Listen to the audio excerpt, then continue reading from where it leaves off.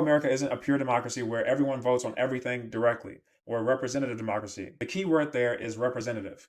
We elect people to go make decisions on our behalf. The Constitution sets up the rules and the limits, but the core democratic principle remains. The government's power comes from us, the people. Its power derives from its control of resources that we, the people, provide and our implied consent. But let's park here for a second and talk about the government. Oftentimes, I hear people talk about the government as if it's some separate entity from us that exists in secrecy behind closed doors with its own nefarious intentions and too much authority. Or I'll hear people criticize the government while praising the people in control of it. I want to make this clear. The government is simply us, our collective power within a society, organized and channeled through institutions.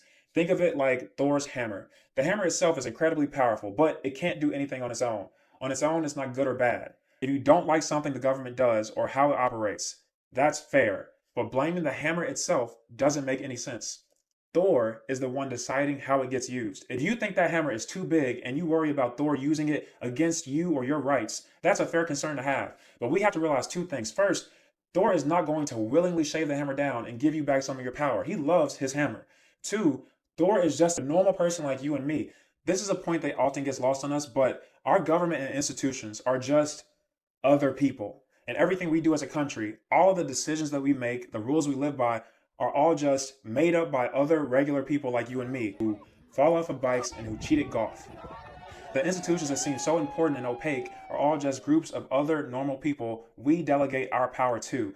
And norms and laws are all arbitrary, the same way that kids make up random rules when they play games. That isn't to say that these things don't matter. I'm just pointing out that these institutions and norms don't simply maintain themselves, and we as people are fallible, putting blind faith in these institutions so much so that you feel safe enough to check out because that would never happen here or nothing really ever changes anyway, is like letting a drunk stranger drive you home while you take a nap in the passenger seat. Democracy depends on we the people being concerned enough and willing to check the power of those we hand the hammer to. Because as the old saying goes, power corrupts and absolute power corrupts absolutely.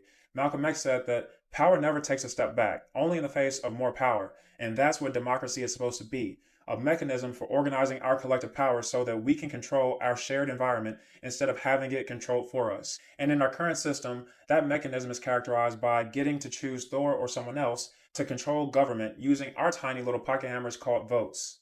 The people we elect to lead it, to wield it, are Thor. My point is, even if there was a coup tomorrow and those in power were overthrown, the power of the government is still there. Our shared organizational power and potential will just be sitting there like Thor's hammer, waiting for another group to come along and claim it.